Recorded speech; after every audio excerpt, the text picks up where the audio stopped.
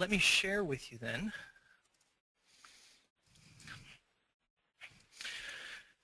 as the next slide an example of some software that can actually do this for you, because I think in many cases the reason that people don't track how well their website is performing in relation to competitors is because the only way they can think of to do it is manually to go to Google or go to Yahoo, type in a search, scan through the listings, and see if their website comes up, which is obviously incredibly tedious to do that on more than one or two searches. So in the screenshot you see here, this is from a software package called Advanced Web Ranking. Basic version of it is about $99. The software isn't something that you need a consultant like myself to help you set up. It's actually pretty darn simple to do. But essentially the way that it works is you enter into the software what your website address is, just your home page. You tell it which keywords you're interested in tracking, and you tell it which software package, or I'm sorry, which search engines you'd like to know your rankings on. And the software actually goes out to the search engines, does the searches, and then reports back where you rank on this.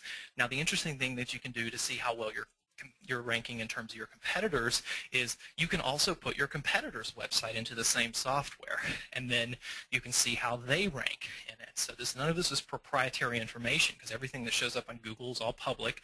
So this can tell you how you rank and how your competitors rank on searches. And so what you see here in these results, these are related to a Six Sigma certificate, obviously in the Atlanta geographic region. So we've got search terms like Greenbelt Class Georgia, Six Sigma Certificate Atlanta, and the numbers that you see, the number that's on the left of each column is showing you where, in this case, this is the Emory University Six Sigma Certificate, and we tracked this after we built and launched their website, is how well is that website ranking just in general. So in this case, all of the ones toward the top of the list here, they're showing up #1. Now, I don't think they're ranking that well on everything. The list goes on down, and you can see toward the bottom of the list they're ranking 4th, 5th, and it goes on up into the teens and the 20s. But this tells me how well they're ranking. The number to the right of the little green or red triangle is showing you whether their website ranking has moved up or down since the last time this scan was run. So it actually tracks you over time and says, in this case, for instance, the last time we ran the scan, which might have been a 2-week period, something like that, Greenbelt Certificate Atlanta last time was ranking 5th, but this time has moved up 4 spots and is now ranking 1st.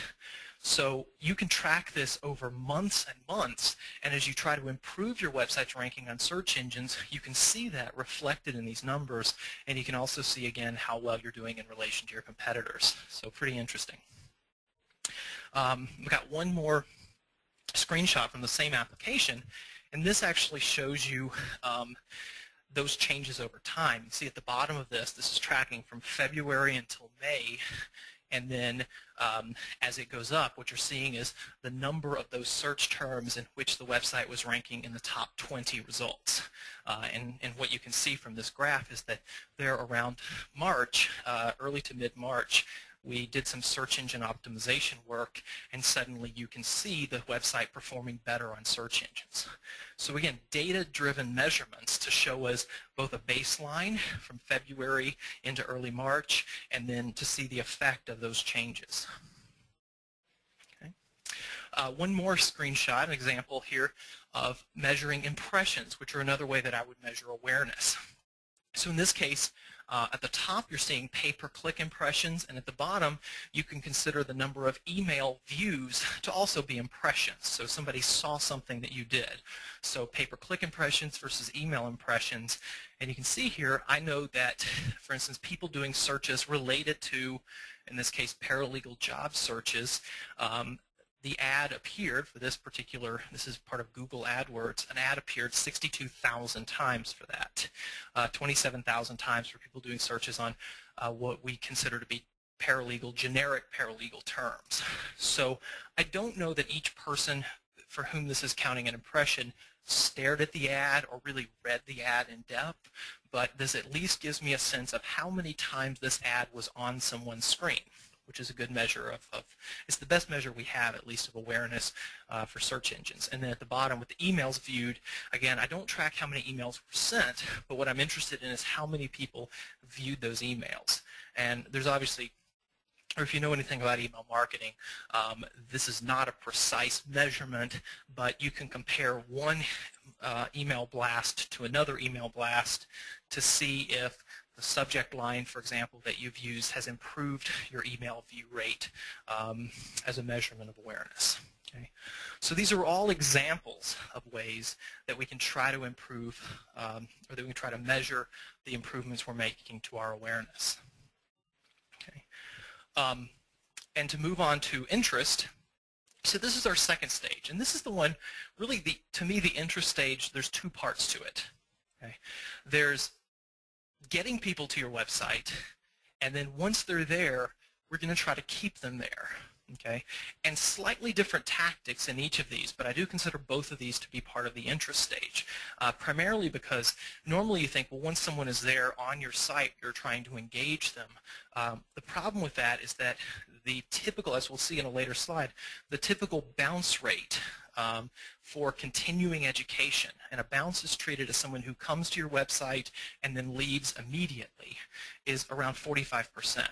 So if 45% of the people coming to your site leave immediately, really they weren't a good candidate to even try to engage because they didn't stick around long enough to even look at a second page. So in the interest stage, so awareness is getting our ads in front of people. Interest is getting someone to take an action, to demonstrate that they care about what we have to offer. And the things that I might do to generate interest would be, I want to try to do things that I can increase the visits. So I want to try to improve my organic search listings. And in this case, I don't mean to rank higher on the search engines, but I mean that when you do rank on the search engines, that what people see there is engaging to them. And the primary way you do that is by making sure that each one of your web pages have an enticing title to them. Because the title of your page, that text that shows up on the blue bar at the top of the browser, that's your title. And that title shows up as the title of your search listing when you do come up, say in the top 10. So making sure that that title describes accurately the page that people would be going to so that they know it's going to be a good match to them, and that's going to increase the number of people who see your listing that actually click on it. And then also obviously creating more compelling online ads, which you have control over the content of those. And if you're doing email marketing, making sure that there are some really good call to actions in those emails, that you're asking people to do something, that you're telling people to learn more about such and such. And then the second piece, again, in terms of reducing this bounce rate, which again is the number of people that come to your website and then leave immediately, is you're trying to improve what are called the landing pages, or in many analytics, web analytics software packages, these would be called entrance pages into your website. So the first page that people see on your website, those pages that a lot of people are seeing as their first page, you want to really make sure that those pages are compelling. And you want to improve your navigation. So that means the menu bars, to make sure that the menu bars are clear, that you have a limited number of buttons on them. Something I see often in continuing education websites are menu bars with 10 or 15 buttons on them, which research has shown just really becomes overwhelming for a large percentage of visitors, and they can't process a menu bar with 15 options on it. So making sure that navigation is simple, concise, and that the buttons are accurately labeled so that people then move on to look at more pages in the site.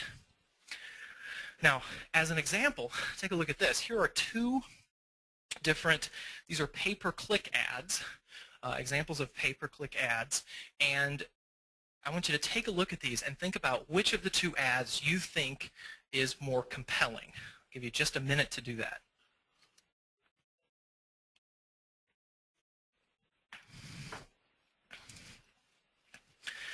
And I'm going to show you, as you thought about it, I'm going to show you the click-through rate that each ad generated. So the ad on the left, generated twice the click-through, or in other words, if we were showing each of these ads 100 times, we would expect on average to get 6 clicks on the left one and only 3 clicks on the right one. So this is an example of how you can manage, or how you can improve interest, getting people to your website, is if you're doing pay-per-click advertising, writing more effective ads, testing different ads until you find the one that's really performing as well as could be expected.